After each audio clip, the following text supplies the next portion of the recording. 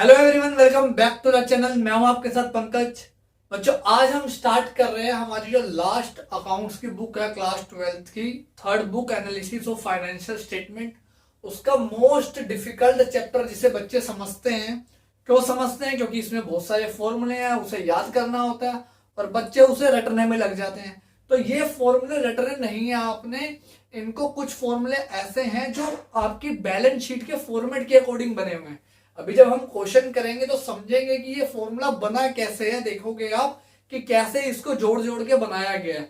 तो आज हम उसी चैप्टर को स्टार्ट कर रहे हैं, आपके अकाउंटिंग इक्वेशन को। अब देखो, अकाउंटिंग इक्वेशन पहले तो इसकी वेटेज ज्यादा थी। पहले ये 6 to 8 मार्क्स का आता था, लेकिन अब इसकी वेटेज हो गई है कम। लेकिन 3 से 4 मार्क्स का अभी भी ये मिनिमम आप मान के चलो आएगा, और कम नहीं है। आपके 5% मार्क्स है वो। अब अकाउंटिंग रेशो की थ्योरी हम बाद में करेंगे।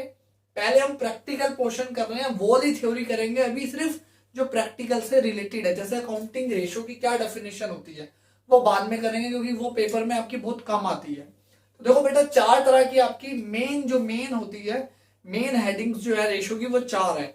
फर्स्ट है liquidity, second solvency, third activity ratio, और लास्ट होती है प्रॉफिटेबिलिटी रेशोस। आज हम फर्स्ट वाली को डिस्कस करेंगे, जो है लिक्विडिटी रेशो। अब क्या होता है, देखो लिक्विडिटी रेशो ये क्यों कैलकुलेट करते हैं ये पहले देखते हैं। जब भी हमें ये कंपनी का शॉर्ट टर्म लायबिलिटी, जो भी उसकी शॉर्ट टर्म लायबिलिटी होती है, उसको वो पे करने के लिए सोलिवेंट है या नहीं है, मतलब इतना पैसा उनके पास है या नहीं कि वो अपनी शॉर्ट टर्म लायबिलिटी को केपेबल है पे करने के लिए। जब हम वो कैलकुलेट करते हैं तो उसमें हमारी ये यूज होती है लिक्विडिटी रेशो। लिक्विड वर्ड आपने पहले भी सुना होगा 11th में, कि ऐसी एसेट्स जो लिक्विड है, जल्दी कैश में कन्वर्ट हो जाएगी। तो उसी से रिलेटेड ये हमारी रेशो है। अब इसके अंदर 2 रेशो है, एक है करंट रेशो और एक है लिक्विड रेशो। दोनों ऑलमोस्ट सेम है। अगर आपको एक आ गई तो दूसरी करने में ज्यादा टाइम नहीं लगेगा, बहुत जल्दी समझ आ जाएगी। तो पहले हम स्टार्ट कर रहे हैं फर्स्ट रेशो, इसके बारे में देखते हैं क्या है, फिर दूसरी समझेंगे, फिर इनके साथ में क्वेश्चंस करेंगे इंपॉर्टेंट, जितने भी इलस्ट्रेशन आपके या आंसर्ड क्वेश्चन है। देखो पहले का फॉर्मूला क्या, करंट रेशो का फॉर्मूला होता है current asset upon current liability. Simple सा फॉर्मूला है। करंट एसेट क्या होती है पहले वो समझो। अगर मैं सिंपल लैंग्वेज में बोलूं तो जो 1 साल से कम टाइम पे हम यूज कर लेते हैं उसे कहते हैं करंट एसेट। तो इसमें क्या क्या आएगा वो आपको पता होना चाहिए। जैसे कैश आएगा, बैंक आएगा, आपके जितने भी करंट इन्वेस्टमेंट है वो आएगी, इन्वेंट्रीज आएंगी, प्रीपेड एक्सपेंस आएंगे। ये सारी चीजें आपकी किसमें आएंगी, करंट एसेट में। और भी चीजें आएंगी, वो क्वेश्चन करेंगे तो आपको क्लियर हो जाएगा। अब बात करते हैं करंट लायबिलिटी। ऐसे लायबिलिटी जो हम 1 साल के अंदर पे कर देंगे, जैसे आपके bills payable, creditors, outstanding expenses ये आएंगे। ऐसे ही यहाँ पे डेटर्स रह गए हमारे, डेटर्स, बीआर, ये सारी चीजें करंट लायबिलिटी में आएगी। बहुत सिंपल सी रेशियो है ये।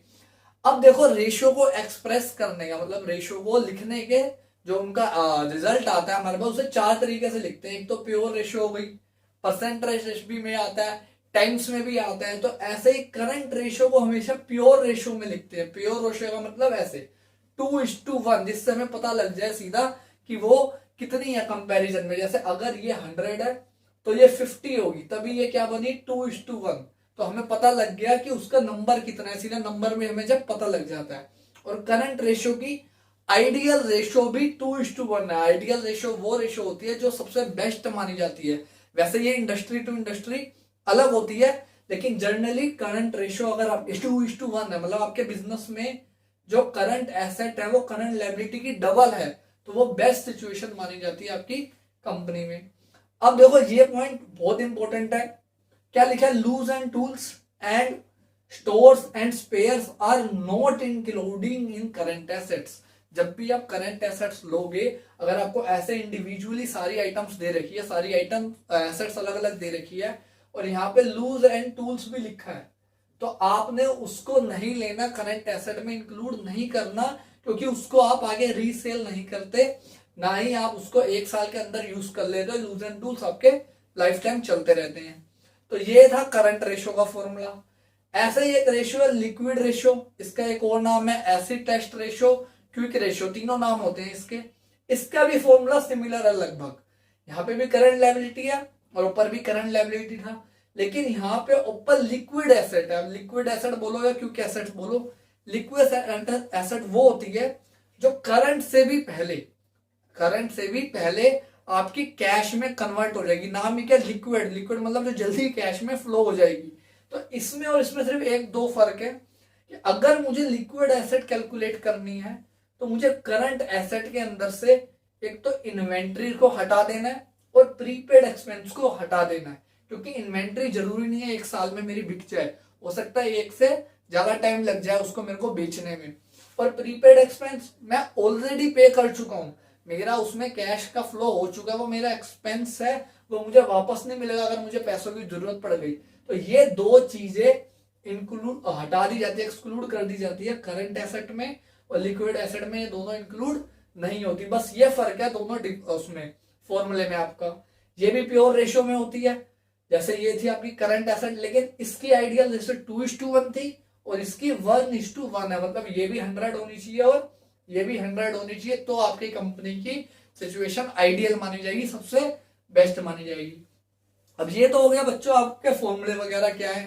अब करने इनके इलस्ट्रेशन, वो इलस्ट्रेशन, वो अनसोल्ड क्वेश्चन करेंगे जो इंपॉर्टेंट है, जिससे क्वेश्चंस बन के आ रहे हैं। जब स्टार्ट करते हैं इसके इलस्ट्रेशन, कौन कौन से इलस्ट्रेशन करेंगे, जो सिर्फ इंपॉर्टेंट वाले हैं, सारे नहीं करेंगे। कुछ तो एक तो रेशियो में क्या होता है, बहुत सारे क्वेश्चंस रिपीट होते हैं, मेरे इलस्ट्रेशन सेम काइंड के रिपीट होते हैं, तो हम वो सारे रिपीट नहीं करेंगे, हम सिर्फ कौन से करेंगे जो इंपॉर्टेंट वाले हैं।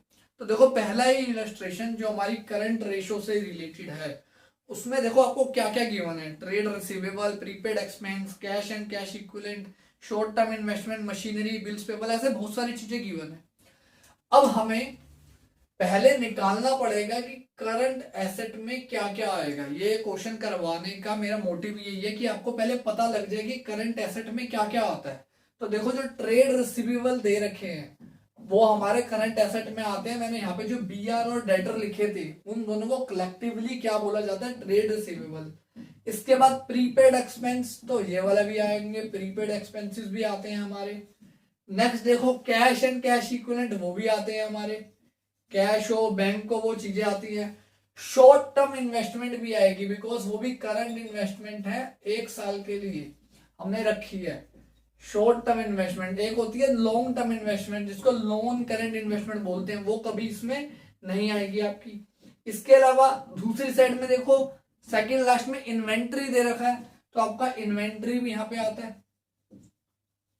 वो भी जुड़ गया। ये हो जाएगा हमारा करंट एसेट। टोटल इसका अमाउंट देख लेते हैं, 1 लाख ट्रेड रिसीवेबल का है, प्रीपेड का है 10,000, फिर आपका 30,000 और इन्वेंट्री का है 40,000 और शॉर्ट टर्म इन्वेस्टमेंट का जो है हमारा 20,000। इन सबका जब टोटल करेंगे तो हमारी करंट इन्वेस्टमेंट एसेट आ जाएगी 2 लाख रुपए, ये आ गई करंट एसेट। ऐसे ही हमें करंट लायबिलिटी निकालनी पड़ेगी। अब करंट लायबिलिटी में देखो ट्रेड पेबल दे रखा है एक तो आपको, ठीक है। अब ट्रेड पेबल में क्या क्या आएगा ध्यान से समझो, एक बीपी और एक आपका क्रेडिटर, ये दोनों चीजें आ जाएंगी किसके अंदर, ट्रेड पेबल में। जैसे ट्रेड रिसीवेबल में डेटर और बीआर आ रहे थे, तो इसमें बीपी और क्रेडिटर आ जाएगा। तो दोनों का अमाउंट लिख लेते हैं यहीं पे, ये है 20,000 और ये है आपका 40,000, ये हो गया। इसके बाद देखो एक्सपेंस पेबल, मतलब आउटस्टैंडिंग एक्सपेंस जिसे हम बोलते हैं, उसका अमाउंट आपको गिवन है 40,000। इसके अलावा डिबेंचर गिवन है, डिबेंचर हमारी करंट लायबिलिटी नहीं होती, नॉन करंट लायबिलिटी होती है, वो नहीं आएगा। ये वाली साइड में, लेफ्ट वाली साइड में आपको मशीनरी गिवन है, तो मशीनरी भी नॉन करंट एसेट होती है, वो भी नहीं आएगी। तो जो आपकी करंट लायबिलिटी है वो तो सिर्फ कितनी है, 1 लाख। अब इसको जब फॉर्मूले में पुट करोगे तो 2 lakh current asset divide by 1 lakh, तो कितनी रेशियो आ गई, जितनी हमारी आइडियल होती है 2:1 की रेशियो आ गई है। ये था बिल्कुल सिंपल सा। अब देखो जो सेकंड इलस्ट्रेशन हमें दे रखा है, एक बार देख लो बुक में क्या है, अगर जिनकी पुरानी बुक है उनके भी आगे पीछे हो सकता है। अब सेकंड इलस्ट्रेशन को करने से पहले आपको एक चीज और सीखनी पड़ेगी। क्या सीखना पड़ेगा, बैलेंस शीट का फॉर्मेट, कि बैलेंस शीट में क्या क्या आता है वो हमें सीखना यहाँ पे पड़ेगा। तो देखो पहले एक बार वो सीखते हैं। तो देखो बच्चों क्या होता है हमारा बैलेंस शीट का फॉर्मेट। कंपनी की बैलेंस शीट की बात कर रहा हूँ, ना कि आपकी जो हम पार्टनरशिप में वो बनाते हैं लायबिलिटी और एसेट वाली। तो देखो सबसे पहले आता है हमारा इक्विटी एंड लायबिलिटी, ये आता है सबसे ऊपर। इसके अंदर जो पहला होता है वो होता है शेयर कैपिटल। शेयर कैपिटल और जितने भी हमारे रिजर्व होते हैं वो इसके अंदर आपके आ जाते हैं, चाहे इक्विटी शेयर हो, प्रेफरेंस शेयर हो, ऐसे जनरल रिजर्व वगैरह होंगे वो आएंगे रिजर्व में।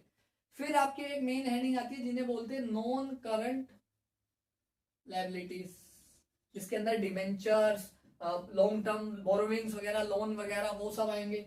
नेक्स्ट होता है सी आपका करंट लायबिलिटी। क्या होती है करंट लायबिलिटी, जो अभी हमने सीखा ट्रेड पेबल वगैरह जिसमें आता है। ये हो गई आपकी लायबिलिटी साइड कंप्लीट, यहाँ पे लायबिलिटी साइड आपकी खत्म हो जाती है। एसेट की बात करें तो एसेट में मेन हेडिंग दो ही है आपकी, एक होगी आपकी नॉन करंट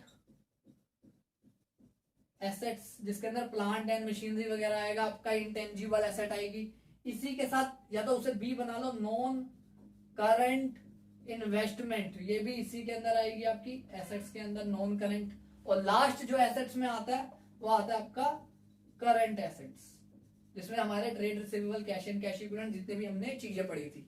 अब ये सीखना क्यों जरूरी है, अभी जो हम इलस्ट्रेशन कर रहे हैं उसके लिए तो जरूरी है ही। जब आप सोल्वेंसी रेशो में पहुंचोगे तो अगर आपको ये फॉर्मेट नहीं पता कि बैलेंस शीट में कब क्या चीजें कहाँ आती है तो आपको सोल्वेंसी रेशो में बहुत प्रॉब्लम होगी। तो देखो अब इलस्ट्रेशन 2 में हमें क्या गिवन है, एक तो हमें टोटल एसेट्स गिवन है बेटा, फिर फिक्स एसेट गिवन है, शेयर होल्डर फंड गिवन है, नॉन करंट लायबिलिटी गिवन है और नॉन करंट इन्वेस्टमेंट गिवन है। लेकिन हमें निकालनी है इसमें क्या करंट रेशो। करंट रेशो के लिए हमें चाहिए current asset upon current liability, और इसमें से दोनों ही गिवन नहीं है। तो हम कैसे करेंगे, ध्यान से देखो, हमें इन तीनों का टोटल गिवन है जिसको हम बोलेंगे टोटल एसेट्स। ये हमें गिवन है, अमाउंट है 3 लाख, ये हमें गिवन है। तो इस 3 लाख में से अगर मैं नॉन करंट एसेट्स और नॉन करंट इन्वेस्टमेंट को माइनस कर दूंगा तो क्या बचेगी, नॉन करंट करंट एसेट्स। तो इन दोनों का अमाउंट हमें गिवन है। नॉन करंट एसेट्स का हमारे पास जो अमाउंट है वो है 1,60,000। कहाँ पे गिवन है, फिक्स एसेट, वही हमारी नॉन करंट एसेट होती है। और नॉन करंट इन्वेस्टमेंट है 1 लाख। तो ऐसे इसलिए फॉर्मेट याद करना जरूरी है कि वो आपको सिंपल क्वेश्चन नहीं देंगे, हो सकता है पेपर में ऐसे फॉर्मेट वाइज दे। तो जब इसे आप कैलकुलेट करोगे तो करंट एसेट आपकी कितनी आएगी, 1,02,40,000, ये आ गई आपकी करंट एसेट। ऐसे ही आपको करंट लायबिलिटी निकालनी है। करंट लायबिलिटी में और थोड़ा सा देखना पड़ेगा। देखो शेयर होल्डर फंड हमें गिवन है, मतलब ये गिवन है 2 लाख, ये हमें गिवन है। नॉन करंट लायबिलिटीज भी हमें गिवन है 80,000। तो ये अब हमें पता है कि जितना टोटल एसेट का अमाउंट होगा उतना ही टोटल लायबिलिटी का अमाउंट होगा। ये तो हमारा बैलेंस शीट का रूल है। तो ये 3 लाख है तो ये भी कितना होना चाहिए, 3 लाख। तो ये कितना आ गया, यहाँ से 20,000 निकल के बैलेंस। तो ये इसलिए याद करना आपके लिए बहुत जरूरी है। अब हमें दोनों चीजें मिल गई, ये 40,000 और ये 20,000। अब तो हमारा क्वेश्चन हो गया सोल्व। अब आओ बेटा नेक्स्ट इलस्ट्रेशन में, और जो आपकी बैलेंस शीट का फॉर्मेट है इसे अच्छे से याद कर लो क्योंकि ये जरूर आपका काम आएगा आगे आपको। देखो नेक्स्ट में क्या है, थर्ड इलस्ट्रेशन है।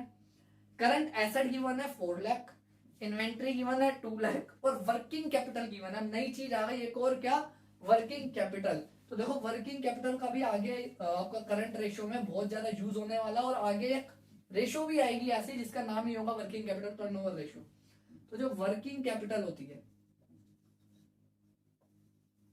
इसका फॉर्मूला होता है current asset minus current liability. आपकी बुक में ये गिवन भी होगा, ठीक है। अब हमें ये गिवन है, इसका अमाउंट हमें गिवन है जो है 2,40,000 निकालनी हमें। करंट रेशियो ही है इसमें भी, ठीक है सिंपल सा क्वेश्चन, पर अभी जो बच्चे नए नया कर रहे हैं इसे उनके लिए इंपॉर्टेंट है।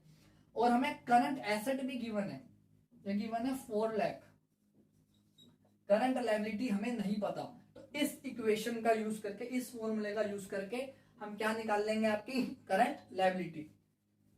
तो यहां लिख देता हूं 1,60,000 हमारी क्या आ गई, करंट लायबिलिटी। अब करंट एसेट हमें गिवन है, करंट लायबिलिटी हमने निकाल ली, 2 मिनट में आपका क्वेश्चन हो गया। अब आओ एक और क्वेश्चन में जो थोड़ा इससे बड़ा हो, मतलब इससे ज्यादा उसमें कॉन्सेप्ट हो। इलस्ट्रेशन 8। अब देखो नेक्स्ट इलस्ट्रेशन बच्चों, इलस्ट्रेशन 8 होगा आपकी बुक में। अब इसमें क्या है, ये अच्छा है, 1 मार्क्स में भी आ सकता है ये आपका एमसीक्यू में। इसमें हमें करंट रेशियो पहले से ही गिवन है 2.5 और साथ में हमें वर्किंग कैपिटल भी गिवन है। ये दो चीजें हमें गिवन है और हमें बोला करंट एसेट निकालो और करंट लायबिलिटी की निकालो। अब ध्यान से समझो, अगर हम इसका यूज करते हैं, इसका क्या मतलब है इस करंट रेशियो का, कि अगर ये फॉर्मूला है करंट रेशियो का CA/CL, तो इसका मतलब है कि अगर ये 1 लाख है तो ये कितनी रही होगी, 2.5 लाख, तभी आया होगा ये 2.5 और हमें इन्हीं की वैल्यू निकालनी है। तो हम ये कह सकते हैं कि करंट लायबिलिटी अगर x है तो करंट एसेट जो है वो 2.5x होगी, ठीक है, क्योंकि उसका 2.5 टाइम आया होगा वो। अब हमें वर्किंग कैपिटल भी गिवन है तो इसका हम यूज करेंगे। हमें पता है कि वर्किंग कैपिटल का फॉर्मूला होता है CA-CL। तो मैं इसकी जगह ये लिख सकता हूं कि 2.5x minus x equals to 60,000, क्योंकि ये हमें गिवन है। अगर मैं इसको यहां लेके लिखता तो वर्किंग कैपिटल की जगह मैंने ये लिख दिया और इसकी जगह ये लिख दिया, ये हमें क्वेश्चन में हमने इक्वेशन बना ली। अब हम इसकी x की वैल्यू निकालोगे, ये हो गया 1.5x इक्वल्स टू 60,000। तो x की वैल्यू कितनी आएगी, 15 4 जा होता है ये, ठीक है, मतलब 40,000। x की वैल्यू कितनी आ गई, 40,000। और x को हमने किसे लेट करा था, x को करंट लायबिलिटी को। तो करंट एसेट कितनी होगी, 40,000 इंटू 2.5, 1 लाख। और यही हमें क्वेश्चन में निकालने को बोला गया था। ऐसा क्वेश्चन आ सकता है क्योंकि अब 2-3 मार्क्स का ही इसका क्वेश्चन आ रहा है। इसके बाद जो करने वाला इसमें अच्छा इलस्ट्रेशन है वो आप देखो, इलस्ट्रेशन 11। क्या बोला है इसमें, a company had a current asset. Current asset हमें गिवन है, भगवान भला करे इसका। करंट लायबिलिटी भी गिवन है हमें 1,40,000। जो जो चीजें हमें गिवन होती चाहिए होती हैं फॉर्मूले में वो गिवन है। इसके बाद बोला it purchase goods for 20,000 on credit. 20,000 रुपए के गुड्स खरीदे। तब आपने करंट रेशो निकालनी है कि गुड्स खरीदने के बाद करंट रेशो क्या होगी। बहुत सिंपल सा क्वेश्चन है बच्चों। इलस्ट्रेशन 11, करंट एसेट है 3 लाख और करंट लायबिलिटी है 1,40,000। अब अगर हम गुड्स खरीदेंगे क्रेडिट में, ध्यान से समझना, हमारी लायबिलिटी बढ़ जाएगी 20,000 से, कर्जा चढ़ गया हमारे ऊपर। लेकिन हमारी करंट एसेट भी बढ़ेगी क्योंकि हमारे पास स्टॉक आ गया, इन्वेंट्री आ गई। तो दोनों इंक्रीज होने के बाद कितना हो गया, ये हो गया 320 और ये हो गया 160। तो इसे सोल्व करोगे तो क्या आ जाएगी आपकी 2:1 आइडियल रेशियो। बेसिक सा क्वेश्चन है ये भी बिल्कुल। इसके नेक्स्ट वाला जो है वो भी आपकी बुक में जो है वो भी बहुत बेसिक सा गिवन है। उसमें करंट लायबिलिटी गिवन है, करंट रेशियो गिवन है 2.5:1, वही जैसे अभी लास्ट इलस्ट्रेशन में किया था वैसे ही।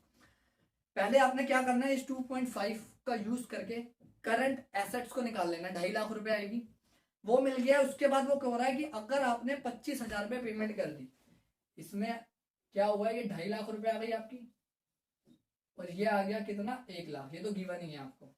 तो बोला अगर 25,000 रुपए की पेमेंट कर दी क्रेडिटर्स को तो क्या चेंज आएगा। तो 25,000 से ये कम हो गया क्योंकि लायबिलिटी कम हो गई और 25,000 से ये भी कम हो गया क्योंकि आपका कैश चला गया। तो बस इसे सोल्व कर दोगे आप, आपका आंसर आ जाएगा। अब देखो और कोई जो अच्छा क्वेश्चन है।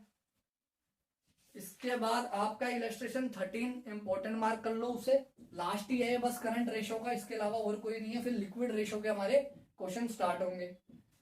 इलस्ट्रेशन 13 में क्या क्या गिवन है, करंट एसेट है हमारी 6 लाख, करंट लायबिलिटी है 4 लाख, तो करंट रेशियो आ गई 1.5:1। ठीक है, इसको सोल्व करने के बाद अब आगे बोल रहा है the accountant of the firm is interested in maintaining of current ratio 2:1। उनका जो अकाउंटेंट है वो चाहता है कि ये रेशियो ये ना हो, जो न्यू करंट रेशियो हो वो 2:1 हो जाए। ये वो चाहता है फ्यूचर में। Bye paying a part of current liability, वो कुछ करंट लायबिलिटी की पेमेंट करेगा, उसके बाद ये रेशियो होनी चाहिए। हमें नहीं पता कितनी पेमेंट करेगा। पहले वाले क्वेश्चन में हमें यह गिवन था कि उसने इतनी पेमेंट करी तो रेशियो निकालो। अब यहाँ पे रेशियो गिवन है तो क्या करेंगे, रेशियो का ही हम यूज करेंगे। 2:1 हो गया, ये हमें गिवन है। फॉर्मूला हमारा वही, current asset 6 lakh, current liability 4 lakh.